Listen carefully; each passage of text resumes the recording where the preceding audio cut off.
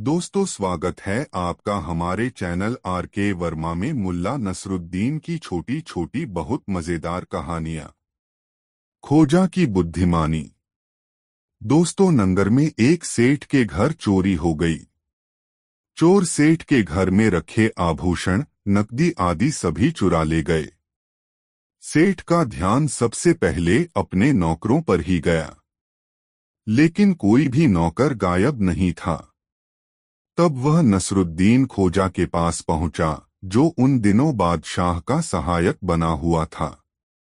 सेठ ने खोजा से कहा, जनाब, मुझे अपने नौकरों पर चोरी का शक है, लेकिन मैंने उनमें से किसी को चोरी करते देखा नहीं है।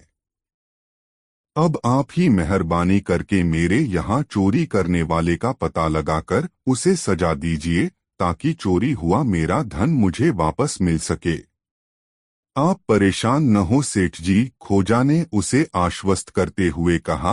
पहले मुझे यह बताइए कि आपके घर में नौकरों की तादाद कितनी है। मेरे घर में 6 नौकर हैं जनाब, सेठ ने बताया।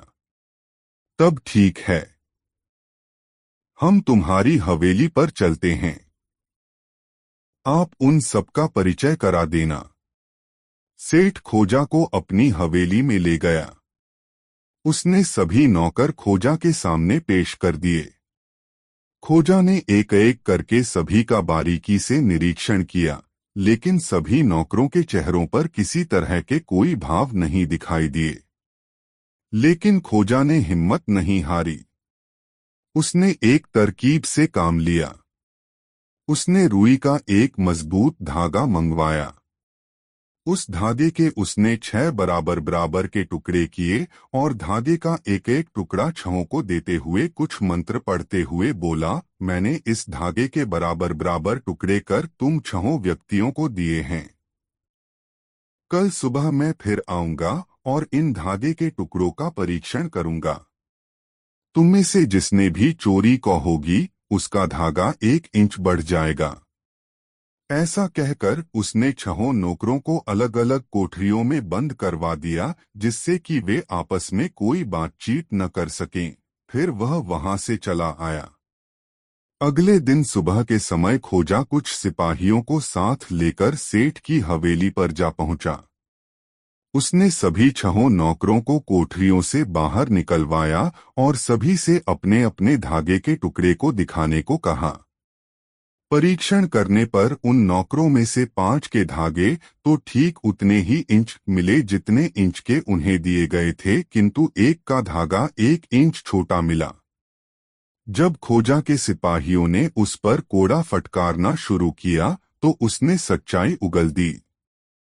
दरअसल रात के समय उसने यह समझकर अपना धागा 1 इंच दांतों से काटकर छोटा कर लिया था कि सुबह होने से पहले यह धागा औरों को दिए गए धागों के बराबर हो जाएगा। लेकिन खोजा ने तो चोर पकड़ने का एक झांसा दिया था और वह वास्तविक चोर उसके झांसे में आ फंसा। 1 घंटे की मशक्कत के बाद सेठ के घर से चुराया सारा माल भी बरामद हो गया। चोर को कैदखाने में डाल दिया गया और सेठ को उसका माल लौटा दिया गया। सेठ ने खोजा का बहुत आभार माना और उसे इनाम देना चाहा, लेकिन खोजा ने यह कहते हुए इनाम लेने से इनकार कर दिया कि यह उसका कर्तव्य था। खोजा के इस कृत्य से बादशाह भी बेहद खुश हुआ। उसने खोजा की पीठ थपथपाकर उसे शाबाशी दी। इससे खोजा का विश्वास और भी दृढ़ हो गया। दोस्तों, वीडियो को एक लाइक जरूर कर दें। 2 खोजा ने खोला रंगाई का कारखाना। दोस्तों, खोजा जब भी किसी को उड़े हुए रंगों के कपड़े पहने देखता था, उसे बहुत कोफ्त होती थी। वह सोचता था कि किसी आदमी के पास कपड़े न हो, इसलिए वह फटे कपड़े पहने। यह तो उसकी मजबूरी हो सकती है। लेकिन जब वह कपड़े पहने हो, वे कपड़े रंगे हुए भी हों, तब ऐसा क्यों होता है कि कपड़े के रंग उड़े उड़े होते हैं? आखिर कोई भी आदमी खुद तो कपड़े रंगता नहीं। रंगाई तो किसी रंगसाज से ही करवाता है, जो जल्दी ही उड़ जाते हैं। खोजा ने कुछ लोगों से बात की कि वे तो रंगाई के कारखाने वालों को पक्के रंग के ही पैसे देते हैं, लेकिन रंगसाज हैं कि उनके कपड़ों पर कच्चा रंग करके कपड़ा थमा देते हैं। मजबूरी में उन्हें वही कपड़े पहनने पड़ते हैं और नतीजा यह होता है कि कुछ ही दिनों में कपड़ों से रंग हल्के और फीके पड़ जाते हैं। खोजा के मन में यूं तो तरह तरह के सवाल और उपाय आते थे। मसलन वह लोगों को इस बात की जानकारी दे कि उनके पहनावे की वजह से उनका वजूद गया गुजरा सा लगता है, या यह कि जब तुम रकम खर्च ही करते हो तो फिर उसमें कंजूसी क्यों करते हो, वगैरह वगैरह। लेकिन दो चार लोगों से बातचीत करने के बाद खोजा को पता चला कि न तो उन लोगों को हल्के रंगों के या उड़े हुए रंगों के कपड़े पहनने का शौक है, न ही वे कपड़े रंगवाने में कंजूसी करते हैं। यह मजबूरी है कि उन्हें जैसे कपड़े रंगसाज रंग कर देता है वही उन्हें पहनने पड़ते हैं, चूंकि वह एक ही है। खोजा ने काफी सोच विचार के बाद यह तय किया कि वह स्वयं रंगाई का एक कारखाना खोलेगा। मेहनती लोगों की तो मुल्क में कोई कमी नहीं, इसलिए वह दो चार कारीगर रख लेगा। इस तरह से कुछ लोगों को रोजगार मिल जाएगा और शेष लोगों को पक्के रंग से रंगे हुए कपड़े। तब कम से कम फीके, हल्के, उड़े हुए रंगों के कपड़े पहने लोग दिखाई नहीं पड़ेंगे। मन ही मन पूरी योजना बनाने के बाद एक दिन सचमुच खोजा ने रंगाई का कारखाना खोल लिया। देखते ही देखते उसका कारखाना काफी मशहूर हो गया। उसकी वजह यह थी कि एक तो वह लोगों से मुनासिब रंगाई की कीमत वसूल करता था, दूसरे किसी के भी कपड़े को रंगाई के दौरान बर्बाद नहीं करता था, जैसा कि दूसरे रंगाई कारखानों में लापरवाही की वजह से अक्सर हो जाया करता था। तीसरे, वह रंगाई में पक्के रंगों का इस्तेमाल करता था। चौथे, जिसे जो वक्त दिया जाता था ठीक उसी वक्त उसे अपना रंगा हुआ कपड़ा मिल जाता था। यह नहीं होता था कि आज तो काम हो नहीं पाया, कल आना, परसों आना। खोजा के रंगाई कारखाने से पड़ोस के गांव के एक सेठ को बहुत परेशानी होने लगी। जब से खोजा ने कारखाना खोला, सेठ का अपना कारखाना धीरे धीरे ठप होने लगा। लोगों ने उसके कारखाने की तरफ आना जाना ही बंद कर दिया। वजह यह थी कि सेठ के कारखाने से लोग नाखुश थे। चूंकि उनके गांव में कोई और कारखाना नहीं था, इसलिए मजबूरन वे लोग पड़ोस के गांव में सेठ के कारखाने में कपड़े रंगवाने जाते थे। आखिर सेठ ने खोजा का कारखाना बंद करवाने की ठानी। इसके लिए उसने यह योजना बनाई कि खोजा को बदनाम कर दिया जाए। जब बदनामी होगी तो फिर लोग जरूर खोजा के कारखाने से मुंह मोड़ लेंगे। अपनी योजना पर अमल करते हुए एक दिन सेठ अपने गांव से चलकर कपड़े का एक छोटा सा टुकड़ा लेकर खोजा के पास पहुंचा। दरवाजे पर पहुंचते ही उसने आवाज लगाई, ओए खोजा के बच्चे, कहाँ मर गया रे तू? देखता नहीं दरवाजे पर ग्राहक कब से आया खड़ा है? क्या तेरे कारखाने में ग्राहकों को इसी तरह इंतजार में खड़ा रहना पड़ता है? यदि मुझे पहले से यह पता होता तो इधर का रुख ही नहीं करता। सेठ की आवाज सुनते ही खोजा अंदर से दरवाजे पर पहुंचा और सामान सहित सेठ को कारखाने के भीतर ले गया। उसे बैठने को एक आसन दिया और उसका आदेश सुनने के लिए स्वयं उसके सामने गया। खोजा को यूं नतमस्तक देख सेठ और भी अकड़कर बैठ गया। खड़ा हो। पर फिर अपनी जेब से कपड़े की एक चिंदी निकालकर खोजा से बोला, जरा यह कपड़ा तो अच्छी तरह रंग दो। मैं देखना चाहता हूं कि तुम्हारा हुनर कैसा है। खोजा ने कपड़े का वह छोटा सा टुकड़ा पकड़ते हुए पूछा, सेठ जी, आप कैसा रंग चाहते हैं? सेठ बोला, रंग? रंग के बारे में तो मेरी कोई खास पसंद नहीं है। तुम मुझे सफेद, लाल, नारंगी, पीला, हरा, आसमानी, नीला, काला और बैंगनी रंग कतई अच्छे नहीं लगते। समझे कि नहीं? सेठ की बात सुनकर खोजा समझ गया कि यह ग्राहक मुझसे कपड़ा रंगवाने के लिए नहीं बल्कि मुझे बदनाम करने आया है। उसने कपड़े का वह टुकड़ा एक दराज के हवाले करते हुए कहा, समझ गया हूँ, अच्छी तरह से समझ गया हूँ। मैं जरूर आपकी पसंद की रंगाई कर दूंगा। अच्छा है, तो फिर मैं इसे लेने किस दिन आऊं? खोजा ने दराज में ताला लगाकर चाबी अपने जेब के हवाले करते हुए कहा, आप इसे लेने सोमवार, मंगल, बुध, गुरु, शुक्र, शनि और रविवार को छोड़कर किसी भी दिन आ सकते हैं। सेठ समझ गया कि खोजा ने उसे मात दे दी है। वह मुंह बाएं उसकी तरफ देखता ही रह गया। दोस्तों, यह वीडियो अपने मित्रों को जरूर शेयर करें। 3 दोस्तों, एक बार बादशाह ने देश के तमाम बड़े अफसरों, रईसों और बुद्धिमान लोगों को अपने यहाँ भोज पर आमंत्रित किया। सभी लोग सज-धज कर बादशाह के यहाँ पहुंचे। इन मेहमानों में खोजा नसरुद्दीन भी था। बादशाह के निमंत्रण पर आए उन सभी लोगों में से किसी की भी समझ में यह बात नहीं आ रही थी कि आखिर हमारे कंजूस बादशाह ने यह दावत दी तो क्यों दी। सबसे ज्यादा उलझन में था खोजा। बादशाह के यहाँ दावत पर पहुंचे सभी लोग यह देखकर हैरान थे कि बादशाह ने उन्हें बुलाया है तो शायद इसलिए कि वह उन्हें खिला पिलाकर कई महीनों तक नए नए बहानों से नए नए टैक्स लगाकर उनसे दावत की कीमत वसूल कर लेगा। लेकिन खोजा के पास तो एक गधे के अतिरिक्त और कोई पूंजी भी नहीं है।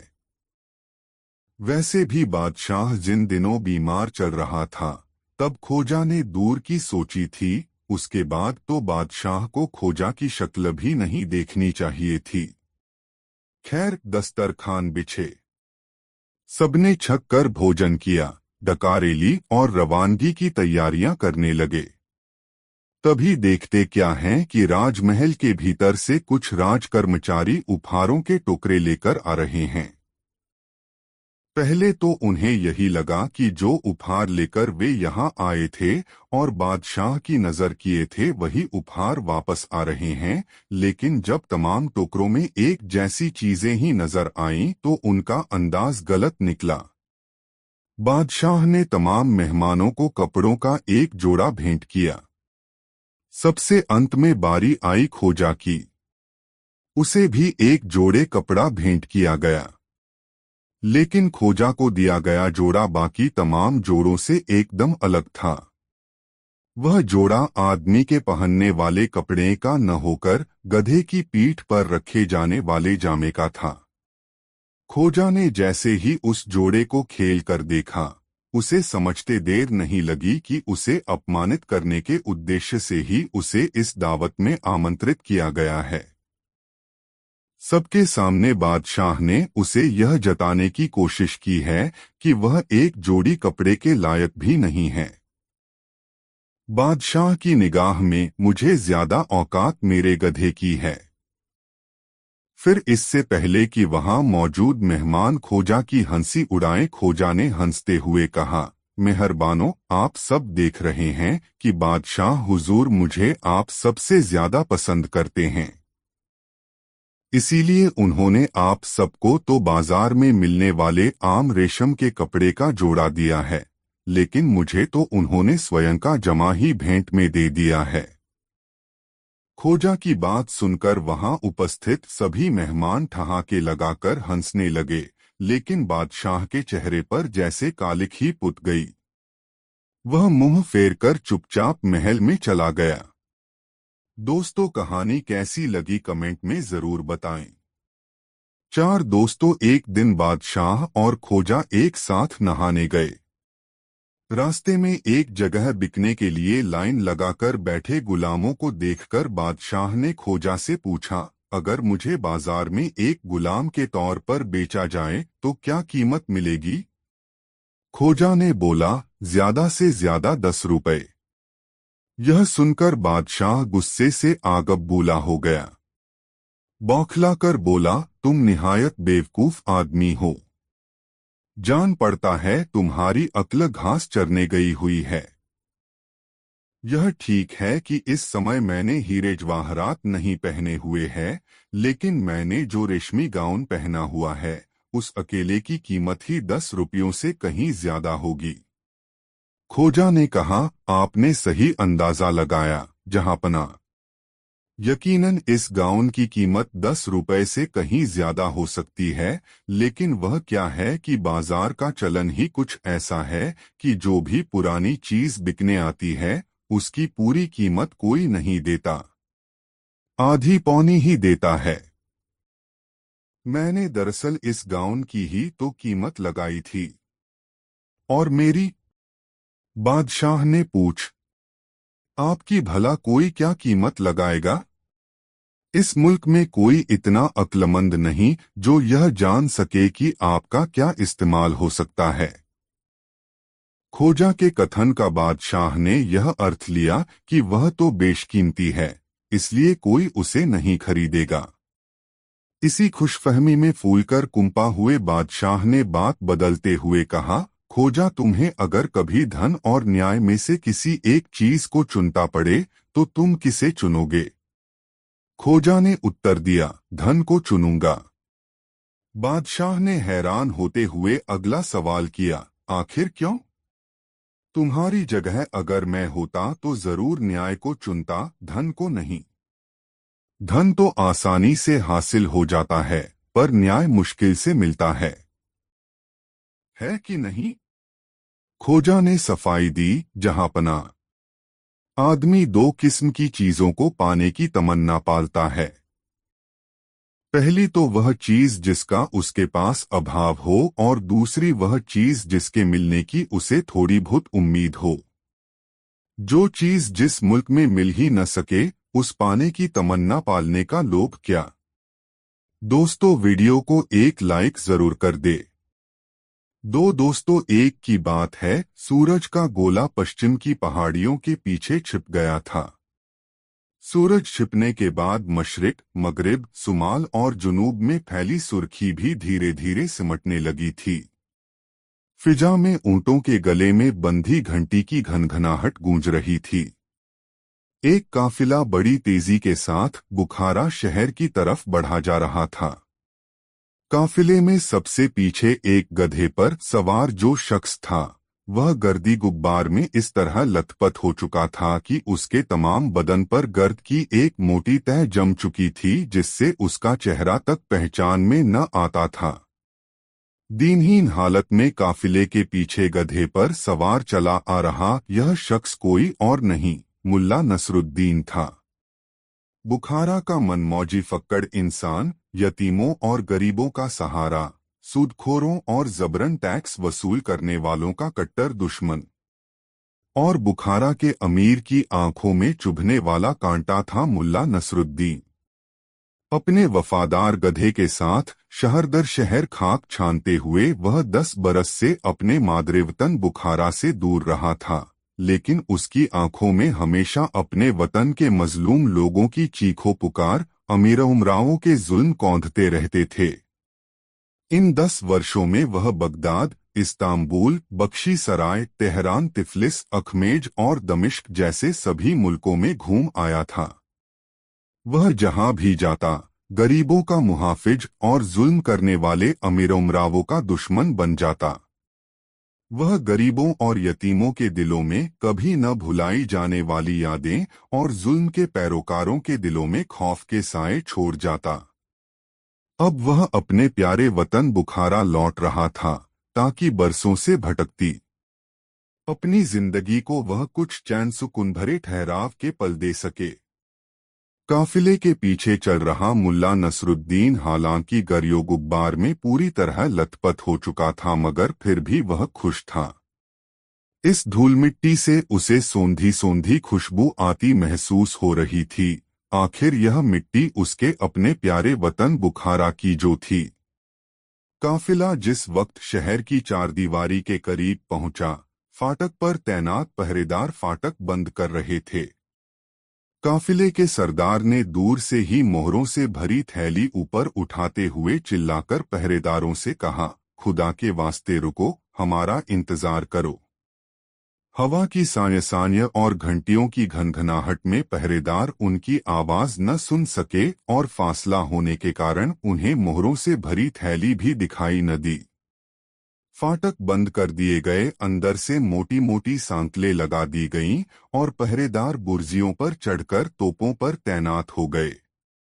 धीरे धीरे अंधेरा फैलना शुरू हो गया था। हवा में तेजी के साथ साथ कुछ ठंडक भी बढ़ने लगी थी। आसमान पर सितारों की टिमटिमाहट के बीच दूज का चांद चमकने लगा था। सरदार ने काफिले को वहीं चारदीवारी के पास ही डेरा डालने का हुक्म दे दिया। बुखारा शहर की मस्जिदों की ऊंची ऊंची मीनारों से झुटपुटे की उस खामोशी में अजान की तेज तेज आवाजें आने लगीं। अजान की आवाज सुनकर काफिले के सभी लोग नमाज के लिए इकट्ठा होने लगे, मगर मुल्ला नसरुद्दीन अपने गधे के साथ एक ओर को खिसक लिया। वह अपने गधे के साथ चलते हुए कहने लगा, ऐ मेरे प्यारे गधे, काफिले के इन लोगों को तो खुदा ने सब कुछ अता किया है, जिसके लिए ये व्यापारी नमाज पढ़कर खुदा का शुक्रिया अदा करें। ये लोग शाम का खाना खा चुके हैं और अभी थोड़ी देर बाद रात का खाना खाएंगे। मेरे वफादार गधे, मैं और तू तो अभी भूखे हैं। हमें न तो शाम का खाना मिला है और न ही अब रात को मिलेगा। हम किस चीज के लिए खुदा का शुक्रिया अदा करें? अगर अल्लाह हमारा शुक्रिया चाहता है तो मेरे लिए पुलाव की तश्तरी और तेरे लिए एक गट्ठर तिपत्तियां वाला घास भिजवा दे।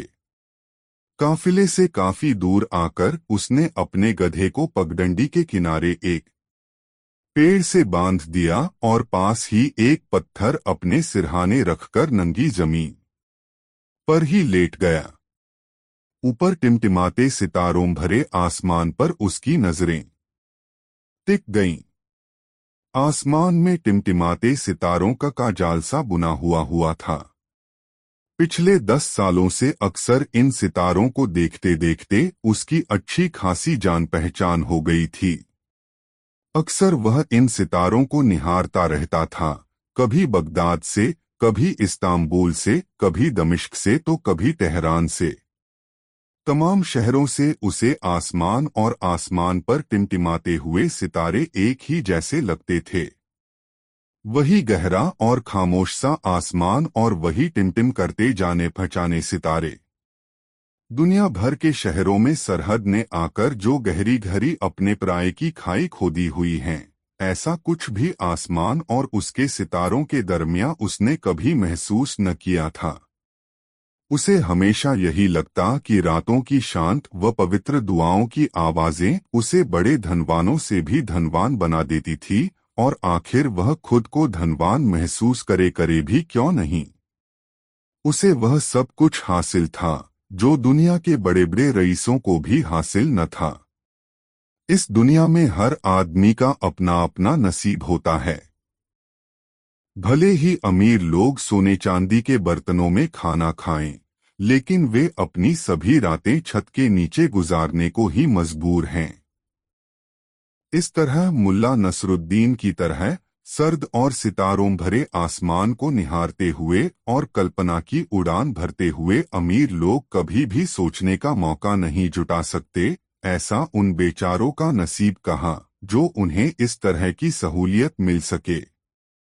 एकजुट होकर नमाज अदा करते लोग अपनी इबादत पूरी करके अपने अपने खेमों में भोजन की व्यवस्था में जुट गए। चारदीवारी के बाहर बड़े बड़े कड़ाहों के नीचे आग जलने लगी। जिब्ह के ये तैयार भेड़ें और बकरियां बुरी तरह मिमिया उठीं। कड़ाहों के नीचे जलती आग ने भुनते हुए मसालों की गंध हवा में बिखेर दी। मुल्ला नसरुद्दीन हवा के रुख को पहचानकर उस जगह पर जा लेटा जहां पर यह भूख जगाने वाली खाने के गंध न पहुंच सके। तारों को निहारता हुआ वह सोच रहा था कि कल जब वह बुखारा शहर में प्रवेश करेगा तो उसे फाटक पर ही चुंगी अदा करनी पड़ेगी। हालांकि उसे बुखारा छोड़े 10 बरस बीत चुके थे, मगर अभी तक उसे बुखारा के सभी रिवाजों की पूरी जानकारी थी। उसने यही सोचकर अपनी रकम का आखिरी हिस्सा बचाकर रख छोड़ा था। वह दुनिया के भले ही किसी भी मुल्क में रहा हो, उसे अपने बुखारा की और बुखारा के रीति रिवाजों की हमेशा याद आती रहती थी। लेटा लेटा वह अपने प्यारे वतन की याद में खो गया। उसे अपने वतन से बेहद प्यार था। धूप से तपे तांबई चेहरे पर काली दाढ़ी और साफ शफ़ाफ आंखों वाला खुशमिजाज मुल्ला नसरुद्दीन तेल की चिकनाई से सनी पगड़ी, पैबंद लगे कोट और फटे जूते पहने अपने वतन से जितनी दूर होता, वतन के लिए उसके दिल में उतना ही प्यार उमड़ता। उसे अपने बुखारा की ऊंची ऊंची मीनारें, चरागाह, खेत, गांव और रेगिस्तान खूब याद आते थे। उसे पता चल चुका था कि पुराना अमीर गारत हो चुका है, लेकिन उसके बाद बना नया अमीर उससे भी काया और संगदिल था। इस नए अमीर ने पहले अमीर से भी ज्यादा आवाम पर जुल्मो सितम ढा रखे थे। आवाम को तरह तरह की चुंगी लगाकर लूटा जा रहा था। वैसे नया अमीर बड़ा ही धार्मिक था। वह साल में 2 बार शेख बहाउद्दीन की पवित्र दरगाह पर सजदा करने जाता था, जो बुखारा शहर के पास ही थी। लूट खसोट पूरे जोरों पर थी। खेत खलिहान सूखकर जल चुके थे। धरती में दरारें पड़ गई थीं। दस्तकारियां समाप्त हो चुकी थीं और व्यापार लगातार घटता जा रहा था। मुल्ला नसरुद्दीन ने सोचते सोचते एक गहरी सांस ली और करवट बदलकर फिर अपनी सोचों में गुम हो गया। सुबह की अजान के साथ ही पूरा कारवां उठ गया। ऊंट वालों ने सामान ऊंटों पर लादना शुरू कर दिया। सौदागर अपनी पगड़ियां दुरुस्त करने लगे। नसरुद्दीन भी उठा।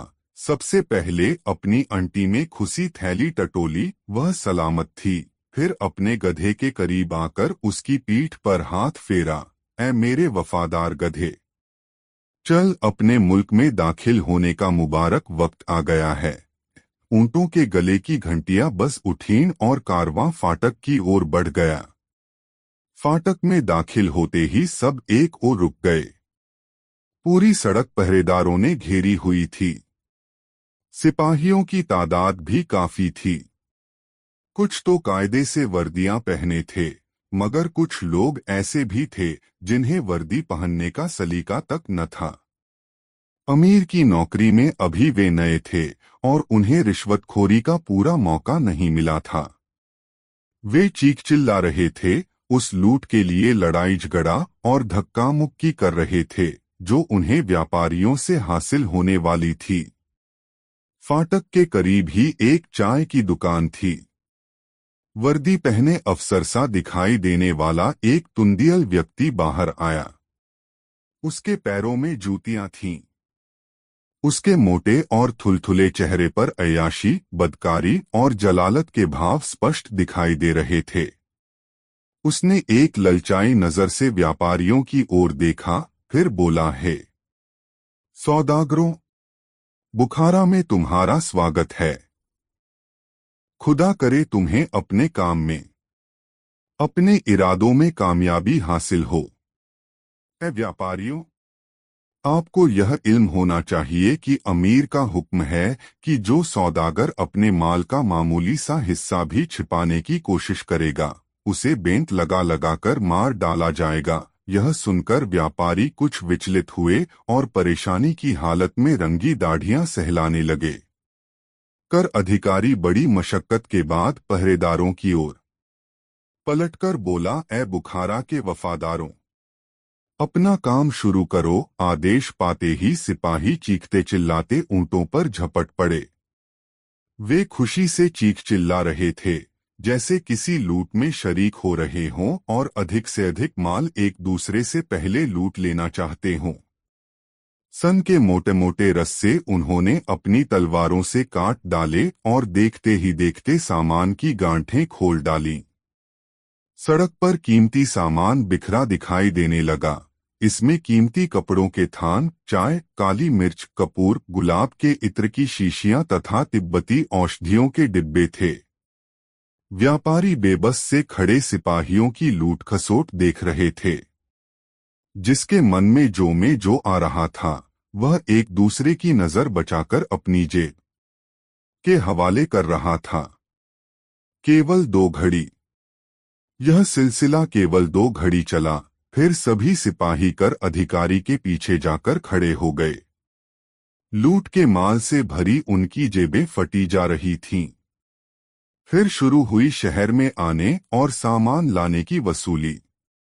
दोस्तों, ऐसी और कहानी के लिए चैनल को सब्सक्राइब जरूर कर ले और वीडियो को एक लाइक जरूर कर दे। 3 प्रतिभाशाली गधा। नई मजेदार कहानी। बाजार में आकर मुल्ला नसरुद्दीन एक ऐसे चायखाने में जा घुसा जो लोगों से खचाखच भरा हुआ था। उसमें रेशमी गद्दे व कालीन बिछे हुए थे। उसने अपने गधे को खूंटे से बाहर नहीं बांधा, बल्कि चायखाने में ही लेकर घुस आया। वहां मौजूद लोग आश्चर्य से उसे देखने लगे। कुछ लोगों ने नाक मुंह भी सिकोड़ा कि कैसा बेहुदा आदमी है जो गधे को ही अंदर ले आया। मुल्ला नसरुद्दीन ने जीन के झोले से वह कुरान शरीफ निकाली जो कुछ दिन पूर्व एक बूढ़े ने उसे दी थी। उसने कुरान शरीफ गधे के आगे रख दी। यह कार्य उसने पूरे आत्मविश्वास और गंभीरता से किया, जैसे वह बड़ा ही स्वाभाविक हो। चायखाने में मौजूद लोग आश्चर्य और उत्सुकता से एक दूसरे का मुंह ताकने लगे। गधा चायखाने में लकड़ी के फर्श पर अपना खुर पटकने लगा। अरे, इतनी जल्दी? मुल्ला नसरुद्दीन कुरान का पन्ना पलटते हुए बोला, तू तो जरूरत से ज्यादा समझदार हो गया है। दिन दूनी रात चौगुनी तरक्की कर रहा है बेटा। यह देखकर चायखाने का तुंदियल मालिक फौरन उठकर उसके पास आया और बोला, सुन ऐ भले मानुष, क्या तुझे यह जगह गधे के लाने के लायक दिखाई देती है? और तूने यह धार्मिक ग्रंथ खोलकर इसके सामने क्यों रखा है? मेरे दोस्त, मैं इस गधे को धर्म ज्ञान सिखा रहा हूँ। मुल्ला नसरुद्दीन ने बड़े ही आत्मविश्वास से कहा, हमारा कुरान शरीफ का सबक पूरा होने वाला है। अब शीघ्र ही इसे शरीयत, धर्म कानून भी पढ़ाया जाएगा। चाय वाले की आंखें फटी और मुंह खुला का खुला रह गया। ऐसा अजूबा उसने जीवन में आज से पहले कभी नहीं देखा था। अन्य लोगों में भी कानाफूसी और भनभनाहट होने लगी। इस अजूबे को देखने और समझने के लिए बहुत से लोग उठकर खड़े हो गए। गधे ने एक बार पुनः खुर पटका। बहुत खूब, बहुत खूब। मुल्ला नसरुद्दीन ने पुनः पन्ना पलटा। मेरे बेटे, थोड़ी सी कसर रह गई है। तू जरूर अरबी मदरसे में उस्ताद बनने के बस थोड़ी काबिल हो जाएगा। फिर वह तमाशबीनों की तरफ पलटा। बस इसके साथ यही कमी है कि यह किताब के पन्ने नहीं पलट सकता। इस काम में इसे किसी न किसी की मदद चाहिए। ऊपर वाले ने इसे बड़ा ही जहीन बनाकर भेजा है। जनाबे आली, इसकी याददाश्त तो कमाल की है।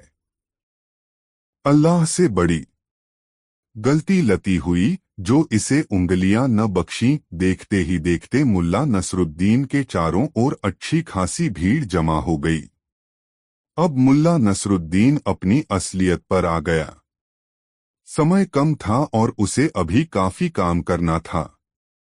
वह बोला, साहेबान, यह कोई साधारण गधा नहीं बल्कि शाही गधा है।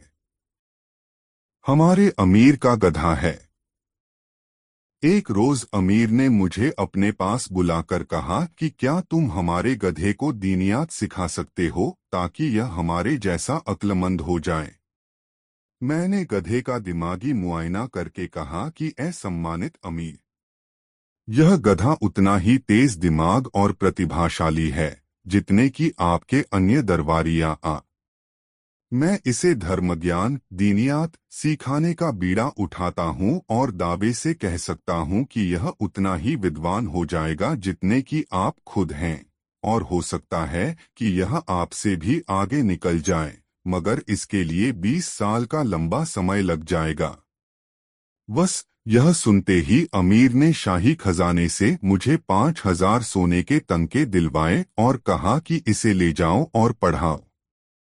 यदि 20 साल में तुम इसे दीनियात नहीं सिखा पाए तो तुम्हें सजाए मौत मिलेगी। चाय वाला बोला, तो तुम अपने सिर को अलविदा कह दो। भला किसी ने गधों को भी कहीं कुरान व दीनियात पढ़ते देखा है? अरे भाई, बुखारा में ऐसे बहुत से गधे हैं। मुझे सोने के 5,000 लंके चाहिए तथा ऐसे समझदार गधे रोजाना तो मिला नहीं करते। तुम मेरा सिर कलम होने की फिक्र न करो मित्र, क्योंकि 20 वर्ष में हम में से एक नेक तो खुदा को प्यारा हो ही जाएगा, या तो मैं या अमीर या ये गधा। तब तक यह ज्ञात करने में काफी देर हो जाएगी कि धर्मज्ञान का सर्वोत्तम ज्ञाता कौन है। यह जवाब सुनकर पूरा चायखाना ठहाकों से गूंज उठा। चाय वाला तो अपने रेशमी गद्दे पर लोटपोट ही हो गया। हाँ हाँ हाँ, सबसे बड़ा धर्म ज्ञाता, अरे भाई। अचानक उसे न जाने क्या ख्याल आया कि वह एकाएक ही खामोश होकर मुल्ला नसरुद्दीन को घूरने लगा। फिर बोला, तुम कौन हो? कहाँ से आए हो? ए धर्म ज्ञान सिखाने वाले, कहीं तुम मुल्ला नसरुद्दीन तो नहीं हो? दुकान में सन्नाटा छा गया। सभी की सवालिया नजरें मुल्ला नसरुद्दीन के चेहरे पर स्थिर हो गईं। मुल्ला नसरुद्दीन कुछ पलों तक मुस्कराता हुआ सबके चेहरे देखता रहा, फिर बोला, साहब तुम्हारा अनुमान बिल्कुल ठीक है दोस्त। मैं मुल्ला नसरुद्दीन ही हूँ। बुखारा शरीफ के नागरिकों, मेरा सलाम कबूल कीजिए। यह सुनते ही वहां खलबली मच गई। मुल्ला नसरुद्दीन, मुल्ला नसरुद्दीन। और यह बुलंद आवाज एक चायखाने से दूसरे में, दूसरे से तीसरे में, और फिर देखते ही देखते यह चर्चा पूरे पूरे शहर में फैल गई कि मुल्ला नसरुद्दीन बुखारा में आ चुका है। प्रत्येक स्थान, प्रत्येक गली कूचे में सिर्फ और सिर्फ एक ही चर्चा थी, मुल्ला नसरुद्दीन की चर्चा। दूर दूर के लोग चायखाने में आकर एकत्रित हो गए थे। ताजिक, उज्बक, तुर्कमानी, तातर, जर्जियाई वहां एकत्रित होकर जोर जोर से चिल्लाकर अपने प्यारे नसरुद्दीन, खुशमिजाज व हास्यप्रिय नसरुद्दीन का स्वागत कर रहे थे। भीड़ बढ़ने के बाद किसी ने एक गट्ठर बढ़िया किस्म की घास गधे के आगे लाकर डाल दी। किसी ने जई का ढेर लगा दिया और किसी ने एक बाल्टी साफ पानी उसके आगे रख दिया। मुल्ला नसरुद्दीन बाहर चायखाने की बरसाती में आ गया। उसने अपने चाहने वालों को सलाम करके उनका हार्दिक अभिनंदन किया, फिर एक तख्त पर खड़ा होकर बोला, बुखारा के नागरिकों, मैं आप सबका तहे दिल से स्वागत करता हूँ। आप लोगों से मिलकर मेरा मन खुशी से नाच उठा है। हम पूरे 10 वर्षों के बाद मिल रहे हैं। मैं जानता हूं कि आपके दिलो दिमाग में बहुत से सवाल कौंध रहे हैं। ऐ मेरे प्यारे देशवासियों, मैं आपके सवालों के जवाब गीत गा गा कर देना चाहता हूं। कहकर उसने पास ही रखा मिट्टी का एक घड़ा उठा लिया, उसका पानी फेंककर खाली किया और उसे बजा बजाकर गीत गाने लगा। मुल्ला नसरुद्दीन ने जब से होश संभाला था, तब से वह अमीरों, सूदखोर आदि के अत्याचारों को गीतों के रूप में गा गा कर जनता के सामने रखता था। अपनी कविताओं और गीतों में उसने अमीर और सूदखोरों पर करारे व्यंग्य कसे थे। अंत में वह लोगों से कहता कि जिस प्रकार एक रोज पाप का घड़ा फूटता है, उसी प्रकार अमीर का घमंड भी एक न एक दिन अवश्य ही चूर चूर हो जाएगा और जनता को उसके अत्याचारों से मुक्ति मिलेगी। यह कहकर वह घड़े को धरती पर पटककर चूर चूर कर देता था। इस बार भी गीत की समाप्ति पर उसने ऐसा ही किया। फिर जनता से मुखातिब होकर बोला, दोस्तों, नयाज कुम्हार को सूदखोर और अमीर के बेरहम फैसले से बचाने की कोशिश करनी चाहिए, उसकी मदद करनी चाहिए। आप लोग मुल्ला नसरुद्दीन को भली भांति जानते हैं कि वह सही समय पर लोगों का कर्ज चुका देता है। क्या कोई मुझे कुछ समय के लिए 4 श्रीलंके दे सकता है? यह सुनकर एक भिश्ती तेजी से आगे बढ़ा और बोला, भाई मुल्ला नसरुद्दीन, हम गरीबों के पास भला इतना धन कहाँ है? हमारा सारा धन तो भारी भारी कर चुकाने में ही चला जाता है, लेकिन मेरा यह नया पटका आप ले लो, शायद इससे कुछ मिल जाए। यह कहकर उसने अपना नया पटका मुल्ला नसरुद्दीन के कदमों में डाल दिया।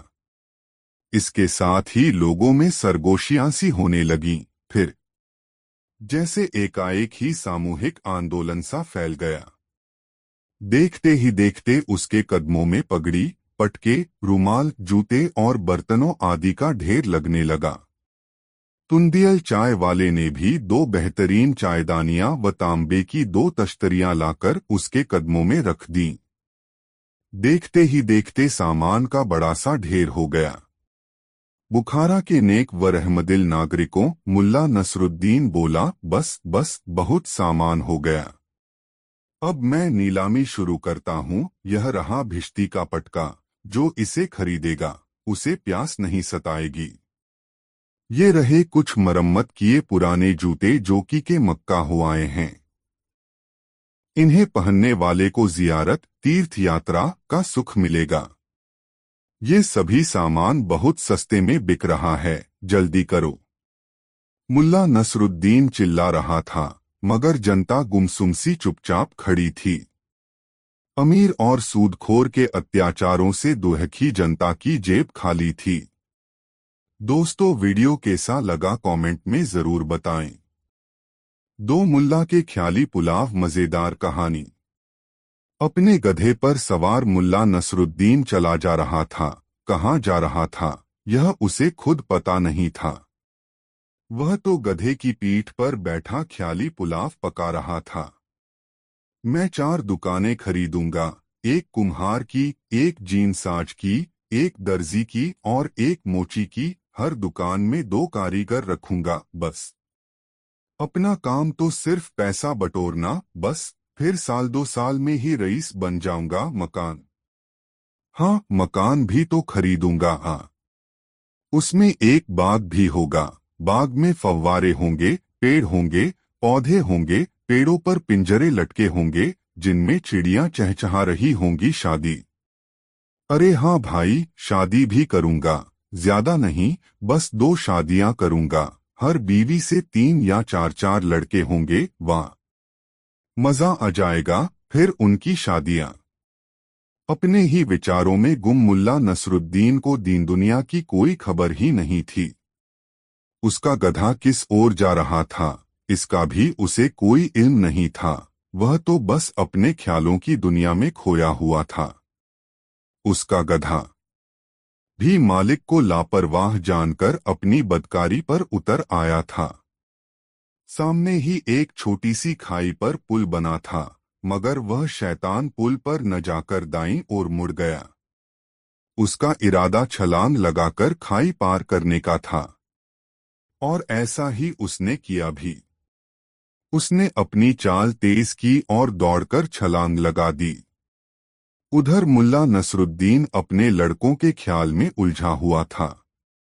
जब लड़के बड़े हो जाएंगे तो मैं उन्हें बुलाकर, अरे, ये मैं हवा में क्यों उड़ा जा रहा हूं या खुदा, मेरे शरीर में पंख लग गए हैं क्या? लेकिन नहीं, ऐसा कुछ नहीं था। इसका एहसास उसे तब हुआ जब वह बंदूक की गोली की भांति धरती पर आकर गिरा। उसके हलक से एक तेज चीख निकल पड़ी। उसकी आंखों के सामने सितारे से घिरकर रह गए। जल्दी ही उसे वास्तविकता का एहसास हो गया। और फिर धूल और गर्द से भरा मुस्कराता हुआ जब वह उठा तो उसका गधा दोस्ताना अंदाज में कान हिलाता हुआ उसके करीब आकर खड़ा हो गया। दुनिया भर की मासूमियत उसके चेहरे पर झलक रही थी। उसने कुछ ऐसे अंदाज में आंखें मिचमिचाई मानो अपने मालिक से कहना चाहता हो कि आओ मेरे आका, फिर से मेरी पीठ पर बैठो।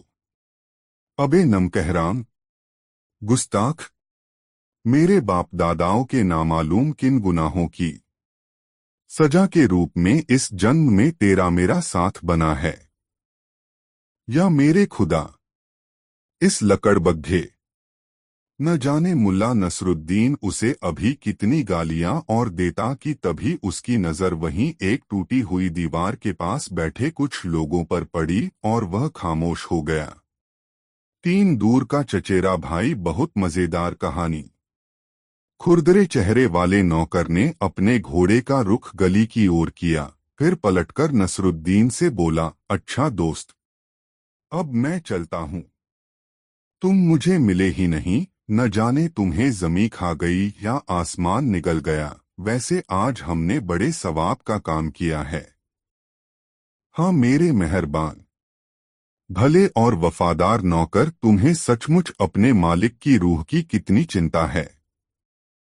तुम एक दिन मुल्ला नसरुद्दीन की टक्कर के हो जाओगे। मुल्ला नसरुद्दीन का नाम सुनते ही नौकर के कान खड़े हो गए। उसकी आंखें चमकने लगीं। वह घोड़े की लगाम खींचकर तेजी से नसरुद्दीन के करीब आया और बोला, तुम उसे कैसे जानते हो? जानता कहाँ हूँ, यूं ही उसका जिक्र सुना था, मुल्ला नसरुद्दीन ने कहा, और दिल ही दिल में यह भी सोचा कि यह खुरदरा इतना सीधा नहीं है। वह उसके कुछ और करीब आ गया और बोला, तुम्हारा उससे क्या रिश्ता है? जरूर तुम उसके परिवार के किसी आदमी से परिचित हो। नहीं, ऐसी बात नहीं है। मैंने तो उसका सिर्फ नाम ही सुना है, बाकी उसके घर के किसी सदस्य से मेरा कोई संबंध नहीं है। मुल्ला नसरुद्दीन ने सहज भाव से कहा। सुनो, मैं तुम्हें एक रहस्य की बात बताता हूँ, किसी पे जाहिर न करना, मैं उसका दूर का चचेरा भाई हूँ। हम दोनों बचपन में साथ साथ ही रहते थे। नसरुद्दीन अच्छी तरह समझ गया कि वह जासूस है, आथा वह चुप रहा। खुरदरे की बात सुनकर उसने उसे गहरी नजरों से देखा जरूर, मगर किसी किस्म की कोई प्रतिक्रिया जाहिर नहीं की। वह पुनः बोला, इस जालिम अमीर ने उसके वालिद, 2 भाइयों और 2 चाचाओं को बड़ी बुरी मौत मरने पर मजबूर किया था। कैदखाने में उन पर बड़े जुल्म ढाए गए थे। इस दफा भी नसरुद्दीन चुप रहा। अमीर के सभी मंत्री पागल और सिरफिरे हैं। वह फिर बोला, इंसान के पीछे पड़े हैं जो सबका भला चाहता है। उस नेक नौकर की आंखों में लालच की चमक थी। उसका काम ही यह था कि धर्म की खिलाफत और तख्त से बगावत करने वाली विचारधारा के लोगों को वह गिरफ्तार हो जाओ और अच्छा नाम खींचो। तुम नसरुद्दीन के विषय में कुछ बोलो मेरे भाई। मैं उससे मिलने के लिए, उसके हालात जानने के लिए बेकरार हूँ। लेकिन मुल्ला नसरुद्दीन ने तो जैसे होंठ सी लिए थे। अपने अमीर के विषय में मैं क्या कहूँ, एक तीर उसने और छोड़ा, पक्के उल्लू हैं। यह भी पक्के तौर पर नहीं कहा जा सकता कि अल्लाह का वजूद है ही। मुल्ला का दिल चाहा कि उसे एक करारा जवाब दे, लेकिन उसने मुंह नहीं खोला। अब खुरदरा नौकर बिल्कुल हताश हो गया। अपनी कोई तरकीब कारगर न होते देख उसे गुस्सा आ गया। उसने न जाने किसको भद्दी गाली दी, फिर घोड़े को ऐड लगाकर लगभग छलांगे लगाता हुआ गली से पार हो गया। वातावरण में एक बार फिर खामोशी छा गई। घोड़े की टापों से उड़ी गर्द ही वातावरण में दिखाई दे रही थी। उसके जाने के बाद नसरुद्दीन मुस्कराया, तो मेरे संबंधी अभी भी जिंदा हैं। उस बुजुर्गवार ने ठीक ही कहा था, यहाँ तो कदम कदम पर जासूस भरे पड़े हैं। मुल्ला जी, जैसे अपने आप से ही उसने कहा, बड़ी होशियारी से काम लेना होगा। पुरानी कहावत है कि कसूरवार की जुबान सिर के साथ ही कलम की जाती है। और फिर उस दिन मुल्ला बेवजह शहर की सड़कों की खाक छानता रहा। वह कभी खुरदरे नौकर करकों को कोसता कि कमबख्त बेवजह आधी रकम ले मरा, तो कभी कर अफसर और रईस के बीच दाढ़ी नोच लड़ाई की याद करके मुस्करा उठता। दोस्तों, वीडियो कैसा लगा कमेंट में जरूर बताएं। 3 मुल्ला नसीरुद्दीन शाहतबियत इंसान था। उसकी शाहखर्ची और अलमस्ती देखकर लोग अपनी हैरत कुछ इस कदर बयां करते, गजब है यह मुल्ला नसीरुद्दीन भी। जेब में भले ही चिल्लर भी न हो मगर खर्च करने से बाज नहीं आता। इसे तो बादशाहत नसीब होनी चाहिए थी। मुल्ला नसीरुद्दीन अपनी जीवन शैली के कारण हर दिल अजीज बन गया था। उसकी फितरत थी लोगों के काम आना। अपनी जिंदगी में उसने यह देखा था कि दौलत कहीं भी ठहरती नहीं है, और जिनके पास ठहरती है उसके बारे में आम तौर पर कंजूस, मक्खी चूस, दगाबाज, दौलत का यार, मतलबी, कपटी जैसे विशेषण उछलते हैं। इसलिए मुल्ला नसीरुद्दीन एक हाथ से दौलत कमाता तो दूसरे हाथ से खर्च भी कर देता। उसकी इस आदत से उसकी पत्नी दुखी रहती, मगर मुल्ला नसीरुद्दीन उसे यह समझाता रहता कि दौलत सहेजने में जीवन का आनंद नहीं है। जीवन का आनंद तो इस बात में छुपा है कि आपको चाहने वाले कितने हैं। आपकी पुकार सुनकर कितने लोग आपके पास आते हैं और आपके दुख सुख में हाथ बंटाते हैं। किंतु फाकाक्षी का दौर देख चुकी मुल्ला नसीरुद्दीन की पत्री उसकी इस समझ पर एतराज जताती और कहती, इंसान को अपनी गृहस्थी के बारे में भी सोचना चाहिए। आज ही नहीं, आने वाले कल के लिए भी उसे सतर्क रहना चाहिए। ऐसा न हो कि आज की मस्ती में आने वाले कल की चिंता ही न की जाए, और खुदा न करे कि जब कल बुरा वक्त आए तो हाथ में एक ढेला भी नहीं हो। अर्थात दौलत के मुद्दे पर मुल्ला और मुल्ला की पत्नी के बीच मतभेद था। उनके बीच जीवन जीने के तरीके के बारे में बहस का दौर चल ही रहा था कि अचानक मुल्ला नसीरुद्दीन की आय का साधन जाता रहा और मुल्ला नसीरुद्दीन के सामने गंभीर आर्थिक संकट उपस्थित हो गया। हालात ऐसे बिगड़े कि मुल्ला नसीरुद्दीन को मेहनत मजदूरी करके अपनी और अपनी पत्नी की उदरपूर्ति का साधन जुटाना पड़ा। मुल्ला नसीरुद्दीन इस फाकाक्षी के दौर में भी अपनी शाहखर्ची पर काबू नहीं रख पाया। जो भी कमाता उसे खर्च करने में उसे कोई संकोच नहीं होता। उसकी पत्नी कल की चिंता में दुबली होने लगी। एक दिन मुल्ला नसीरुद्दीन को जंगल में पेड़ काटने का काम मिला। एक पेड़ काटने के एवज में उसे 1 सेर चावल व 2 पैसे नकद मेहनताना मिलना तय हुआ, बशर्ते कि वह पेड़ की डालियों को काटकर तने से अलग कर दे। भले ही इस काम में उसे 1 दिन लगे या 10 दिन। मुल्ला नसीरुद्दीन ने उत्साह के साथ कुल्हाड़ी उठाई और चल दिया जंगल की ओर, जैसे वह कोई जंग जीतने जा रहा हो। जंगल पहुंचकर मुल्ला ने ऐसा पेड़ तलाशा जिसका तना सीधा हो और डालियां भी सीधी हों। संयोग ही था कि उसे सीधे तने और सीधी डालियों वाला एक पेड़ जल्दी ही मिल गया। दिन ढलने से पहले ही मुल्ला ने पेड़ काटकर गिरा दिया और उसकी डालियां काटकर सीधा तना अलग कर दिया। अपना काम पूरा कर चुकने के बाद मुल्ला ठेकेदार के पास पहुंच गया। उसे दिन ढलने से पहले आया देखकर ठेकेदार ने उससे पूछा, अरे नसीरुद्दीन, तुम इस वक्त यहाँ? हाँ, अपनी मजदूरी लेने आया हूँ, मुल्ला नसीरुद्दीन ने अपनी दाढ़ी सहलाते हुए ठेकेदार से कहा। तो क्या तुम पेड़ काट कर आ रहे हो? अविश्वास भरे शब्दों में ठेकेदार ने पूछा। हाँ, मुल्ला नसीरुद्दीन ने विश्वास भरी नजरों से ठेकेदार को देखते हुए कहा। जैसे कहा था वैसे ही कटा? ठेकेदार ने मुल्ला नसीरुद्दीन से पूछा। हाँ, मुल्ला नसीरुद्दीन ने फिर हामी भरी। मगर ठेकेदार को मुल्ला नसीरुद्दीन की बातों पर यकीन नहीं हुआ। उसने कहा, अच्छा चलो मुझे दिखाओ, तुमने कैसे पेड़ काटा है और डालियां कैसे सजाई हैं। मुल्ला नसीरुद्दीन को भला क्या एतराज होता। उसने ठेकेदार के साथ जंगल का रुख कर लिया। ठेकेदार जब जंगल पहुंचा तो कटा हुआ पेड़ देखकर बहुत खुश हुआ। मुल्ला नसीरुद्दीन ने ठीक वैसे ही पेड़ काटा था जैसा वह चाहता था। खुश होकर ठेकेदार ने मुल्ला को 2 की जगह 4 पैसे दिए और 1 की जगह 2 सेर चावल। मुल्ला के लिए यह बहुत था।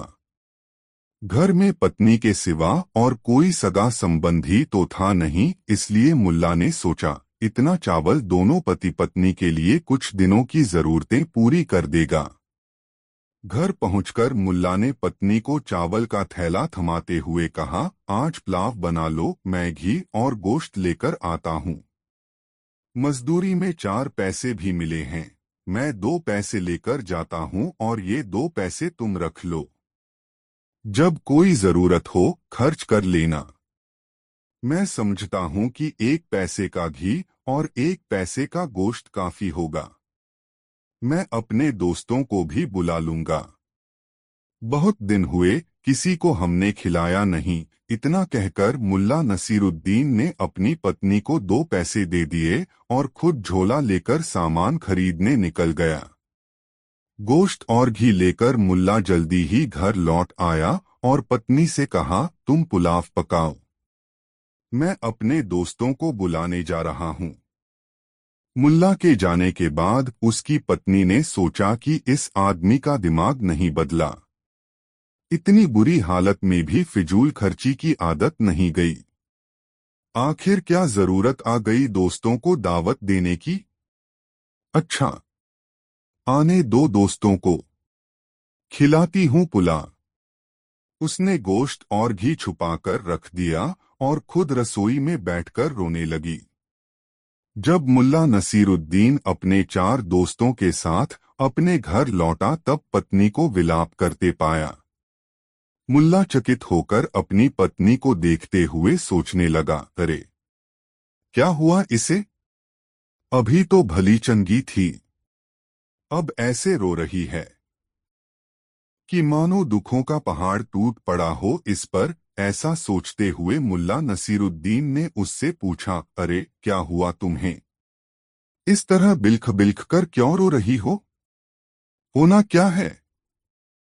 तुम दोस्तों को बुला लाए हो, इधर जो पुलाव मैंने पकाया था उसे बिल्ली खा गई, उसकी पत्नी ने रुआसी आवाज में मुल्ला से कहा। मुल्ला नसीरुद्दीन के दोस्तों ने जब उसकी पत्नी की बात सुनी तब वे मुल्ला से बोले, रहने दे यार, फिर किसी दिन लेंगे दावत का मजा। मगर मुल्ला नसीरुद्दीन अपनी पत्नी के स्वभाव से परिचित था।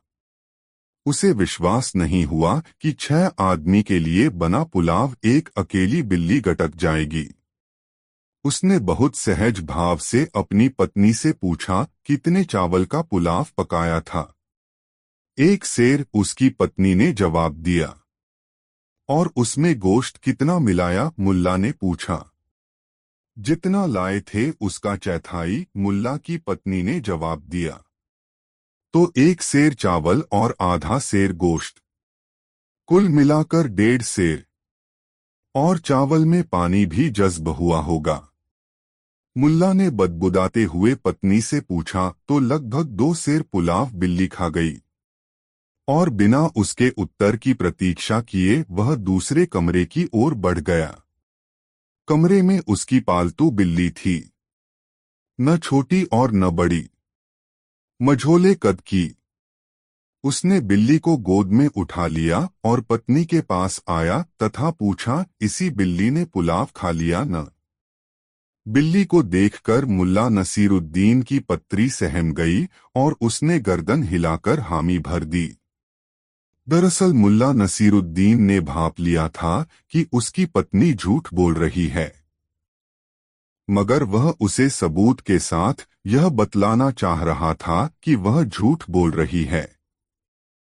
पत्री के हामी भरते ही मुल्ला नसीरुद्दीन ने रसोई में रखा तराजू उठाकर बिल्ली को तौला। संयोग यह हुआ कि बिल्ली पूरे 2 सेर की निकली, न कम और न ज्यादा। मुल्ला ने अपनी पत्नी से कहा, देखो पूरे 2 मेर है। अगर यह बिल्ली है तो बताओ कि पुलाव कहाँ है, और अगर यह पुलाव है तो बताओ कि बिल्ली कहाँ गई। मुल्ला के सवाल से उसकी पत्री घबरा गई। उसने सच कबूल कर लिया कि उसने अभी तक पुलाव पकाया ही नहीं। मुल्ला ने बिना बिगड़े बहुत शालीनता के साथ अपनी पत्नी से कहा, बेगम, अब पुलाव बना ही दो ताकि मेरे दोस्त यहाँ से तुम्हारे हाथ के बने पुलाव का जायका याद करते हुए जाएं। इसके बाद मुल्ला नसीरुद्दीन की पत्नी ने पुलाव पकाया। मुल्ला नसीरुद्दीन ने अपने दोस्तों के साथ पुलाव का मजा लिया। जब उसके दोस्त जाने लगे तब मुल्ला नसीरुद्दीन ने कहा, दोस्तों, यदि बिल्ली ने पुलाव नहीं खाया होता तो इस पुलाव का वह मजा ही नहीं मिलता जो हमें मिला। मैं तो इस पुलाव का जायका भूलने वाला नहीं। मुल्ला नसीरुद्दीन की बात सुनकर उसके दोस्त हंस पड़े और हंसते हुए विदा हुए। दोस्तों के जाने के बाद मुल्ला नसीरुद्दीन ने अपनी पत्नी को बहुत प्यार से समझाया, बेगम, किसी को खिलाने से कुछ कमता नहीं, लोगों की दुआ मिलती है। किसी को खिलाकर जो सुख मिलता है उसका आनंद ही कुछ और है। मेरा तो मन पुलकित हो उठता है जब 2-4 लोग साथ खाने वाले मिल जाते हैं।